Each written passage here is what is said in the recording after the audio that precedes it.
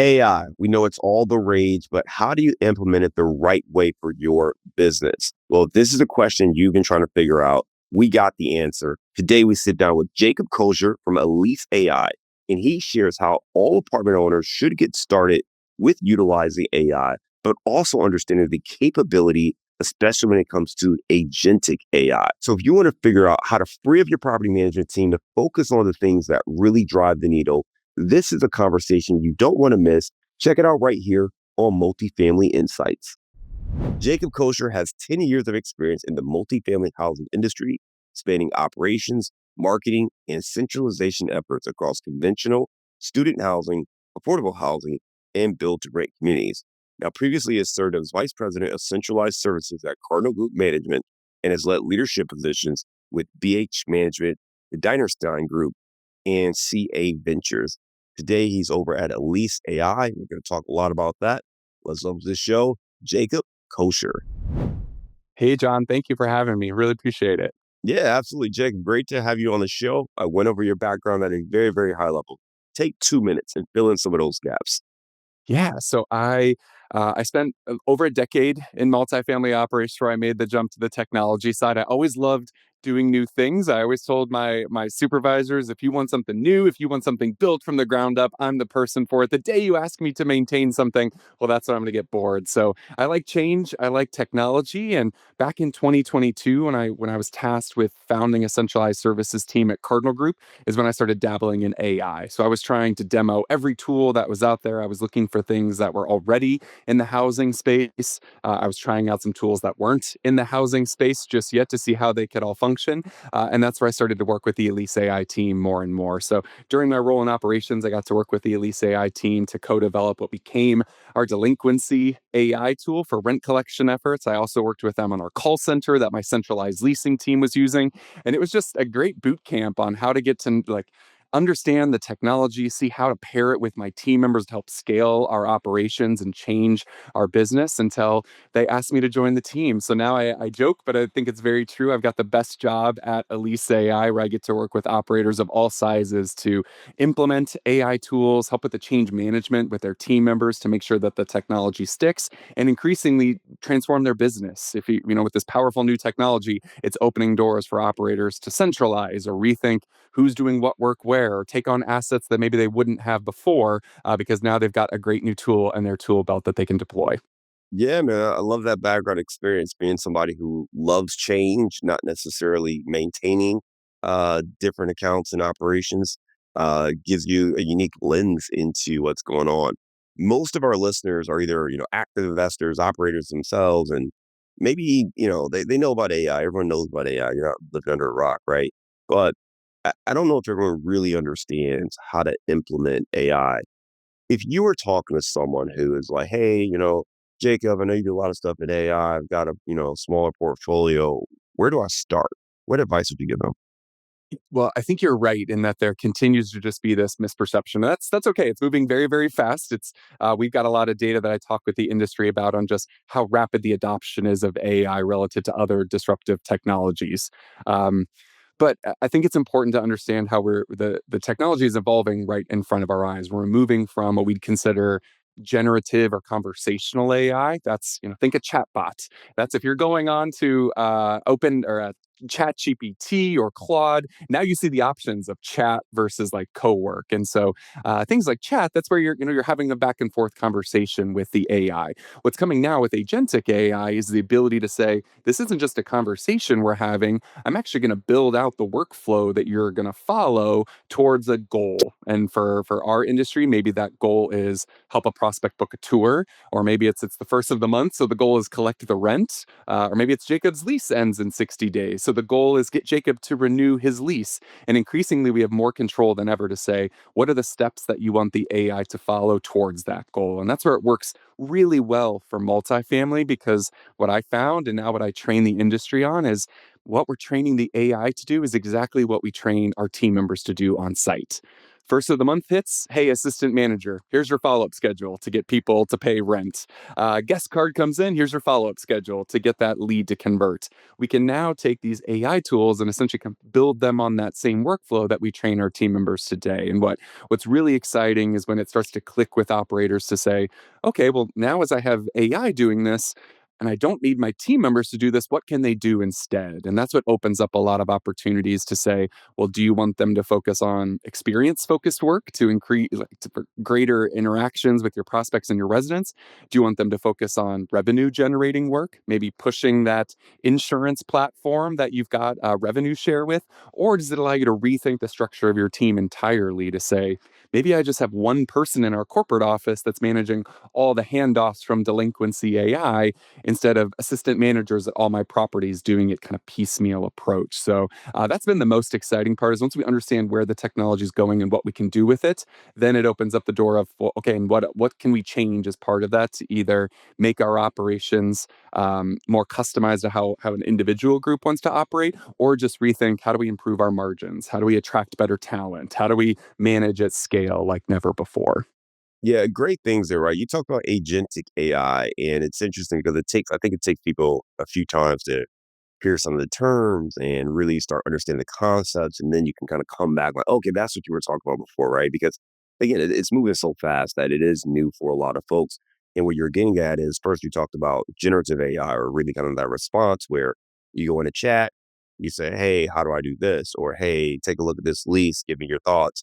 Whatever it is, right? You're doing something really tactical on a prompt. You're given a prompt, it's giving you a response. You are now talking about really creating multiple layers and processes where you're training this thing to act like another individual, right? So that agentic, we're talking about it being an agent. So I think people understand the prompt side of things, right? When you are looking to get into this, maybe you do need to start with prompts. If you are ready to make that leap to say, hey, how do I do more what you're talking about, more of that agentic approach? Do you start with a problem? Do you start with departments or roles? Like, how do you approach that first? Varies by operator. What I always encourage, our first product that we founded 9 years ago now was Leasing AI. This is back when we were Meet a Lease at the time. And I always love getting people started with Leasing AI because I came up doing a lot of new developments. And I was always taught that leasing solves all problems. If we're leasing, then everybody's a little bit happier. And it's maybe some easier conversations with ownership group or equity partners or the executive team. And leasing is just a great example of an easy place to get started because it represents the repetitive tasks that our teams have to do on site all the time. I used to train my leasing consultants to say, hey, a guest card comes in, you got to follow up with that person within 24 hours and then do it again within 48 hours and 72 hours and 5 days later and 7 days later. And that was our 5 point follow up. Well, now the data shows because we have these little computers in our pockets that are built to keep us distracted, it's now taking 8 to 9 follow ups per prospect in order to get them to convert. So that shows it's a process that we train our teams on. Agentic AI can take that on, but it's also becoming more and more time consuming. It's taking more and more effort to break through the noise of everything that our prospects are hearing from us. So, is that worth the time of your leasing consultant when they show up on a Monday morning and they've got 20 leads from the weekend? They can bank on having to follow up with those 20 people 8 to 9 times each to get them to convert. Or can we deploy Leasing AI to start following up with that lead as soon as it comes in? So by the time Monday morning comes around and your leasing agent shows up, hopefully they can jump straight into their tours instead of all the follow ups that they might otherwise be doing. So we find that leasing is often a great place to start because of the volume that we have to manage, because everybody wants to better manage their leads that are coming through, whether that's for marketing purposes or cost per lead or otherwise. But it also exemplifies the best use case for AI, which is there to communicate with prospects, respond back to them very quickly, give approved responses, whether that's pulling from, an operator's SOPs or directly from a PMS integration. And so it just shows how the speed of conversations that we can now have between leasing AI and prospects can speed up that customer journey. So I often say that's a great place to start because leasing solves all problems. And that's where we got founded until we expanded into the resident side back in 2022. But that's where I always recommend folks getting started because it's kind of bread and butter of what our teams are doing on site day to day. Yeah, at least it makes sense, right? You only have clear criteria, clear steps and processes. So that makes a lot of sense to get started with leasing. especially when you're trying to replicate some of these processes. I want to talk about lease specifically in just a moment, but I want to say something a bit more broad. When we talk about agentic AI, I know a lot of folks still struggle with like what does that actually like look like? Are you creating? Is it a project? Is it truly an agent, like a separate, a standalone initiative? Like, what is the actual steps in creating kind of an agent? Yeah. We see people do it on their own internally at different management companies, or maybe they're using a large language model like a Claude, like an OpenAI. And if you've ever seen my preferred tool now is Claude. If you see Cowork within Claude, that is their agentic feature. That's where you can say, hey, these are some projects that I want you to take on. And maybe that's research. I've already chatted with some asset managers who are now saying, I'm using agentic AI to go out and do research on my behalf. We talk with operators about how, hey, if you're doing market surveys all the time, could you just deploy Claude to go out and search these property websites and gather the prices and format that to you in a market survey? But that's where we see, you can start to play around with your tools on your own. What Elise AI brings is that full suite of agentic AI ready to go. And so we'll offer leasing AI for prospect conversations, delinquency AI to communicate with current residents about any balance that they owe and payment options, renewals AI to communicate with current residents about their renewal offers, maintenance AI to chat with current residents about their work order, doing some discovery, offering up some self help. And so I think what we've tried to do is say we're an AI company in the space. We're solely focused on industries that are going to improve the way that we live and work. Housing was our one of our founding industries, and so now we're bringing all those AI agents to the multifamily housing space to say you might be playing around with these on your own for corporate initiatives, and here's our full suite that you can deploy across your portfolio for either individual use cases or to try to transform your operations as a whole. I love it. So let's talk about Elise, right? So you're talking about bringing that full suite of resources, whether it be for leasing, delinquency, renewals, maintenance, some of these different things, right? That we are running with from a property manager standpoint. I mean, one, this has to be amazing for those property managers who wear five different hats, right? And they're constantly juggling so many different things. As we're recording this, it's the beginning of the month, and I always tell my guys, hey, please don't manage, don't don't mess with the PMs. Don't bother them during the beginning of the month.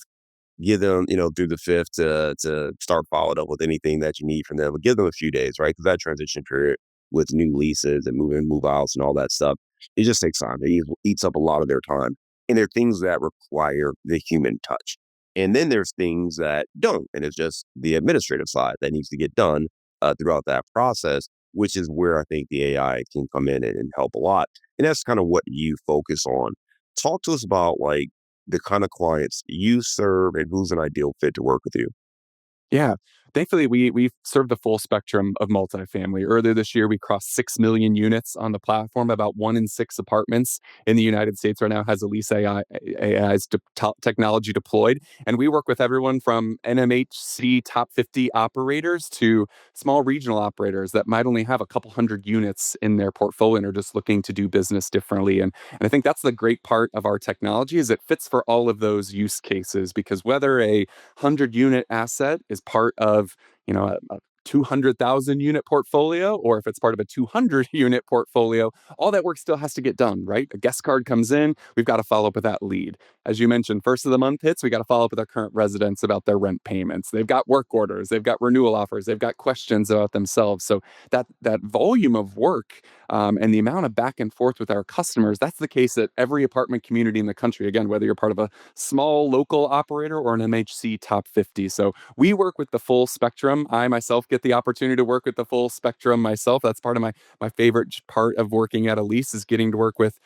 top 10 operators in the space that have 100,000 plus units in their portfolio and are trying to standardize best practices across them, or small operators who are just trying to say, how can I scale? How can I grow? How can I use AI now as part of my workforce to help scale what I can do in my portfolio? Or maybe take on assets that didn't make sense before because the staffing model wouldn't always work, but it will now with AI. And so, what I've really enjoyed about Elise when I was on the client side, getting to work with them as my vendor, is that we build all of our products with feedback from our operators. As I mentioned, I got to build delinquency AI in a call center with Elise, and even today we're working on how do we build some reporting or What might look different in a prospect conversation for someone looking at a BTR community versus a luxury lease up high rise. All those conversations look different, and where we've have a competitive advantage in the space is having been in this for 9 years. We've got over 1 billion conversations that our AI has had at this point. So it's handled a lot of the edge cases that exist in the industry right now. So now our AI can do things like, all right, you're a corporate housing provider inquiring. I know what to do with you. You're a broker who's inquiring. I know what to do with you. We can handle all of these edge cases now, again, whether that's the size of the portfolio or the customer that's interacting with us because of our experience in the space and because our AI has so much context given the billion conversations and all the data that we're sitting on from those. I love it. Most of our listeners are about making money in real estate, right? And it's great to talk about AI and how efficient it can make us. But ultimately, we're trying to drive that NOI, right? We're trying to drive that net operating income. Can you give us some examples of like maybe some of the stories of how you've been able to drive NOI or drive efficiency where ultimately it led to greater returns for those investors? Yeah. Well, I'll say it first. There's been a change in the conversations we've had. In 2025, there were a lot of conversations around what's the ROI of AI? What am I going to get from this? And it took a while for it to start to click with folks to say, well, if you've never calculated the ROI of your assistant manager on site or your leasing agent on site, you're going to have a difficult time calculating the value of the AI because it's doing work that your team members used to be doing. So once we started to see an operator started to see more and more, okay, well, if the AI can take on this, my team members can focus on other things. That's great. Now we open up other opportunities to transform the business. And now in 2026, it's evolved as you're saying, like, okay, well, how can I create value? And a lot of times I'm talking with operators about speed. Speed, something that we have not typically tracked in our industry. We're all hyper focused on things like conversion rates. How likely is it that somebody's going to convert at each stage? But I chat all the time to say, well, if you've got a, let's say, 20% lead to tour conversion rate, that's great. But what if we could do that 20% in 2 hours versus 2 days? When that accumulates over time, that is a lot of time savings. And now, that expands to other products too. Your assistant manager on site, well, they can only call one resident at a time who owes them money. AI, we can call infinite number of residents at any time. So, in the time that it takes for your assistant manager on site to call one resident, we could call the entire building and have a conversation with them about their balance due. So what does that mean? It means we're kind of speeding up operations. We're speeding up rent collection. We're speeding up lead management. We're speeding up renewal conversations. And for owners and investors, that means greater certainty because as we're speeding up those operations, we're giving more visibility into, well, what's going to happen at the end of the month now? How are we trending against rent collection? How are we trending against the renewal offers that we're getting back? What does our leasing velocity look like right now? And that's opened the doors to more opportunities or more questions around, well, where are we creating value here?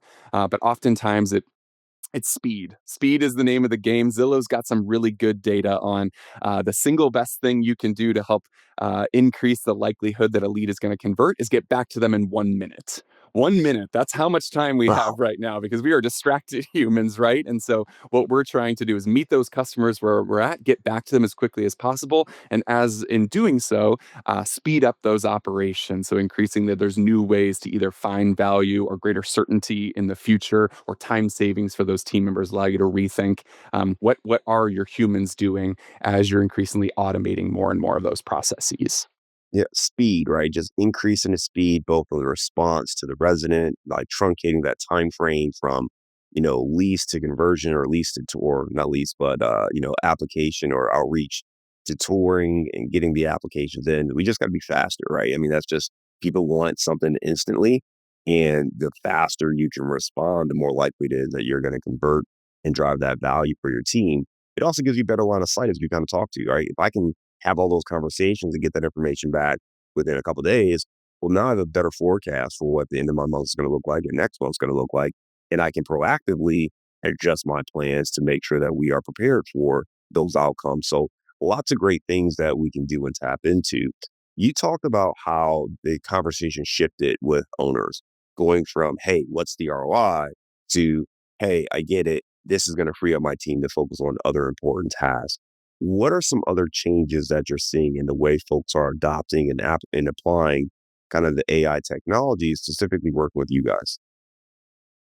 Good question.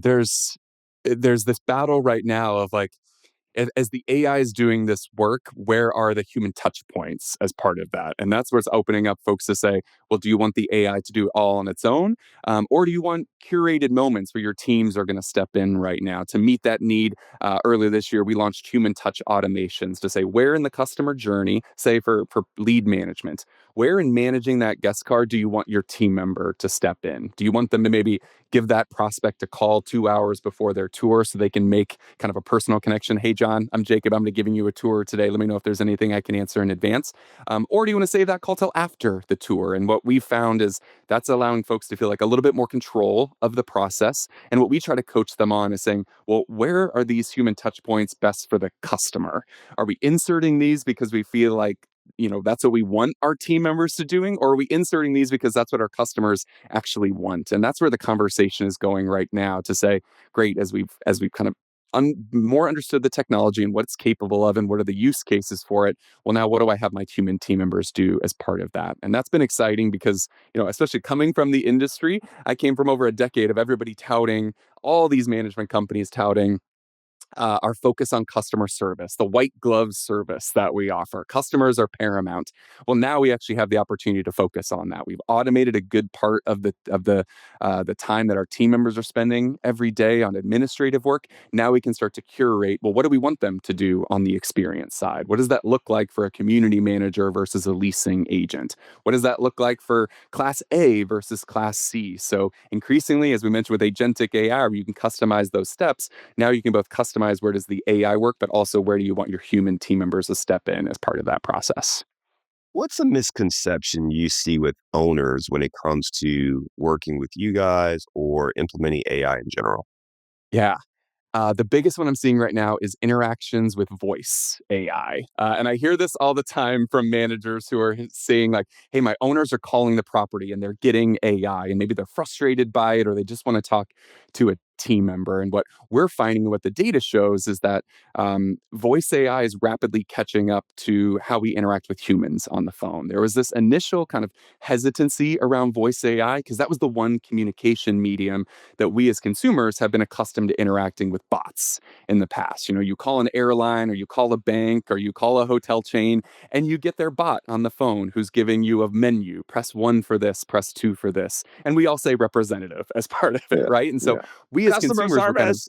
customer service. I just want to talk to a person. And so, and we see that today, and I think that's an area that I hear from operators saying, hey, my owners are calling the property and this is the experience. But what we're seeing on the customer side is as everyday consumers are playing with AI on their own, maybe as they're talking with Claude or they're talking to Gemini, they're becoming more and more open to voice AI on the phone. Because now we're no longer doing that press one for this, press two for that. Now AI is great to be able to say, hey, John, what can I help you with today? And it's looking for the topics that you communicate. Oh, I'm looking to dispute a charge on my ledger. Well, now the AI knows John wants to dispute a charge on his ledger. That's not something that the AI is going to help with, but I can route you to the individual who is best suited to help you. Maybe that person is on site. Maybe that person is in a central team at the corporate office. Maybe they're working from home, but AI can both kind of ingest what you're asking about and either help you in that moment or route it to the right person. And that's somewhere that, again, we hear a lot that say, hey, my owners are calling the property, they're having this interaction, but often at times their interaction is very different than the prospects. Earlier this year, we also launched regional dialects for voice AI. So now we can deploy, if you're calling a property in the Midwest, we can put a Midwestern voice on there. I You're want calling to a hear what property that in sounds like. Texas. Oh, it's I don't crazy. know what the But Midwest. I'm born and yeah, raised in the Midwest, so I don't know what it sounds like. it's just a little bit friendlier. It's a little bit friendlier. It's a little bit slower than, say, the California or the East Coast voices that we have. But when we launched that in some of the beta testing, we found two important improvements. Number one, more people were going back and forth and engaging with the AI. One of the data points we track is the engagement rate. So, how many folks are actually going back and forth having a conversation? We also saw improvements in tours. More people were booking tours with a voice AI agent that had a dialect that sounded like them. And the only difference between, that beta test and our control group was the regional accent that was on there. So it's little things like that. If we can make humans more comfortable interacting, or as they're becoming more comfortable interacting on their own, we're starting to see this natural lift in performance. And that's something I would encourage owners to be conscious of, to say, when you're calling the property, you're probably having a different approach than your average prospect who's calling in, who might be working with AI on their own, or is playing around with AI on their own, or is now just more accustomed to interacting with that. And we're starting to see some great data on how that is performing versus a human voice, as again, the consumer base changes, but also as the technology evolves. I think the other thing too is, we do work in restoration, and there's uh, a comment I was having with another guy, and it's like, listen, the human voice is great, right? There's a lot of value in that, and having that human touch and knowing how to navigate those conversations. But you also have to look at the alternative. And if that individual is out giving a tour, then there's no one to answer the phone, right? Unless you have a huge system, you have kind of a call center, or you don't have the immediate response. If someone, like you said, if 1 minute is the response time, and I call and I get a voice message saying, "Hey, I'll be right with you soon," or whatever, dude, gone. Like, I've already went on to the next apartment community. I got a tour with those guys, and you missed your opportunity. So, 100% of calls being answered is better than, having 70% of them being answered and great, especially when you get in the after hours. So you just have to factor in some of those things as well, that, hey, that the time of like people calling and you leaving a voicemail, and, maybe you get back to me, that they're not waiting. They're not waiting. If I'm looking for an apartment now, this is the time I dedicated to look for an apartment. And either I'm going to find some options I like, and if I find one, I'm done. Like, the search stops. So it's only if I don't find one I like that I continue searching. So we just got to make sure that we recognize that the consumers have a lot of power and a lot of control. They're doing all the research. When they're reaching out, they've already kind of gotten that list down a little bit. It's not like before where they're like just going to tour 20 properties and hope they find one. They're going to do a lot of that research in advance. So we've got to be better as well. Yeah, and then they're going down the list and seeing who's gonna get back to me next. But you bring up a good point around the call centers, and I love voice because it's so flexible, and as we start to implement it, more and more operators, it unlocks for them to realize, "Oh, I can cut all of these other things," whether that's, I can cut my after hours answering service, because now voice AI can take those calls even if it's emergency maintenance. I can cut my call center that's managing overflow calls, because voice AI is gonna do that. We even have with our voice AI call scoring. So when your leasing agent does pick up that phone, even though the prospect is talking to a leasing agent, AI can still be listening to that phone call to score your leasing agent against a rubric. And so that opens up opportunities to say, well, can you cut the cost of that mystery shopping that you're doing on your agents once a quarter? Because now AI is scoring every single call that they have. So even when your customers or your prospect is talking to a leasing agent on the phone, well, great. Now you've got more quality control than you did before, because AI is listening both to score that agent and also see, is there anything from this conversation that the AI can learn to make it better at its job. Self-learning is a unique feature of our AI suite, and what has led us to have an industry best automation rate, because the AI is always looking to learn. So it's listening to that phone call both to score the agent, but also to see, hey, is there anything that agent is saying on the phone that I don't know yet, that the AI can now ingest into its brain. So just a quick example of that one phone call might mean be able to cut the call center contract, cut the contract for your mystery shopping, but in doing so, you're also making your AI better across your operations. Jacob, what is the best way for folks to learn more if they want to figure out how they can get started applying, agentic AI and AI in general into their apartments? Yeah. At eliseai.com, we've got a whole slew of resources. That's things from case studies of operators of all sizes who have deployed our technology, to some toolkits on things like change management or surveys of what multifamily leaders are saying across the industry.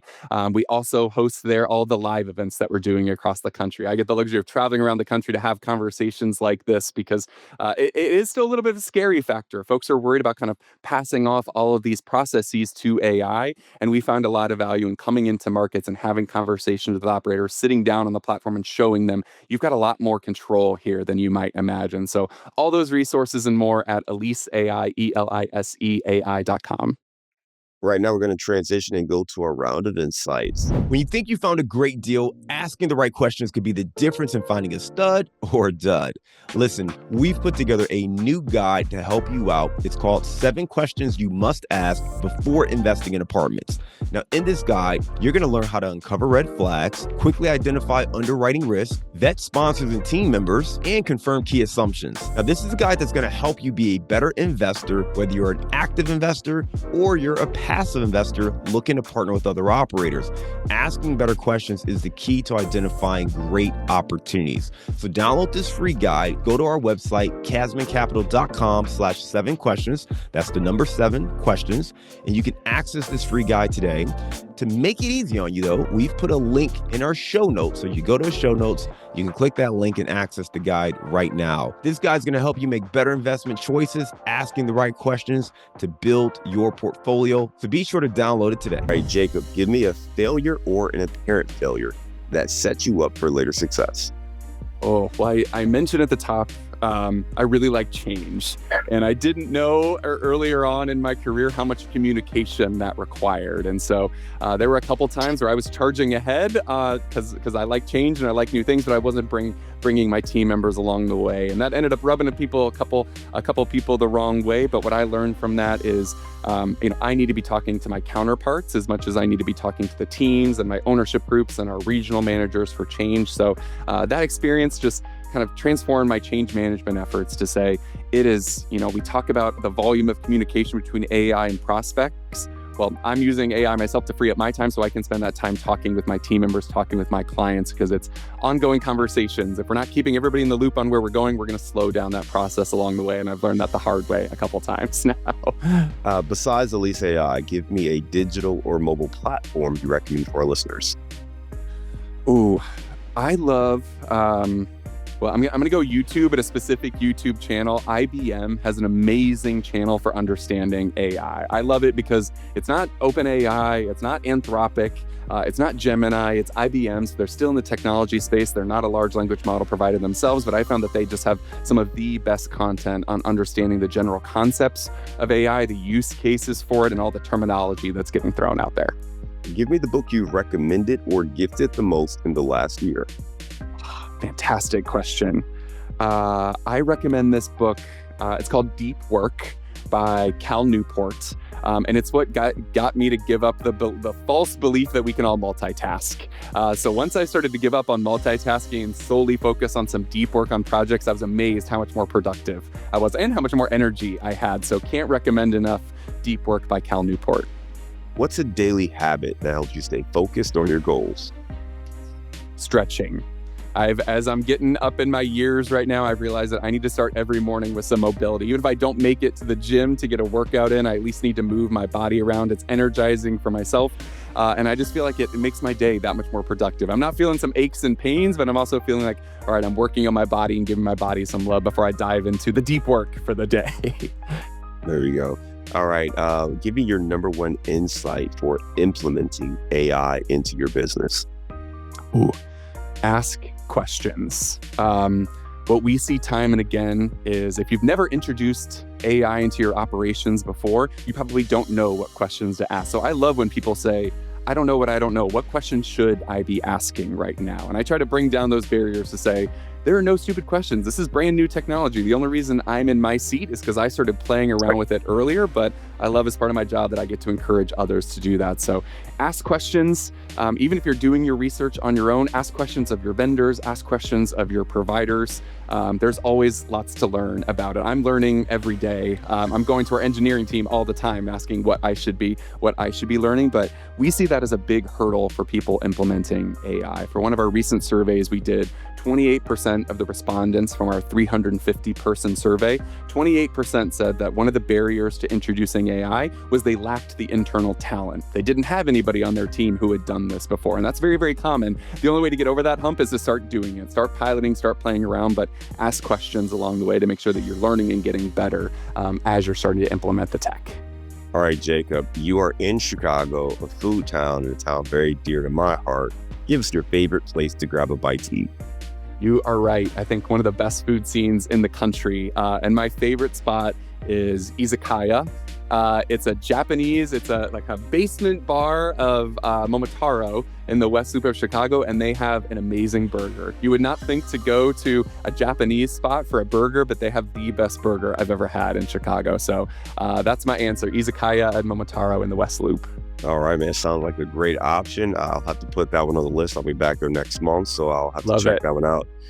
Jacob, great stuff, man. Really enjoyed our conversation today and hearing you talk about this AI, getting started with it, you being curious yourself, being somebody who likes change. And that's great because you're in the right role for that. AI is changing at a very fast pace, and it can be scary and overwhelming at times, but you just got to roll up your sleeves and get into it. And jumping into it, you talked about agentic AI and how that's a little bit different from maybe what folks are used to, but also how voice AI is changing so drastically and so quickly that it is worth adoption for many owners. Again, for folks that want to learn more, check out the website, eliseai.com. We'll put a link to that in the show notes. Thanks again for being a great guest and coming on the show today, Jacob. We look forward to staying in touch with you, and I hope you have a great day. You too. Thanks for John. Appreciate the conversation.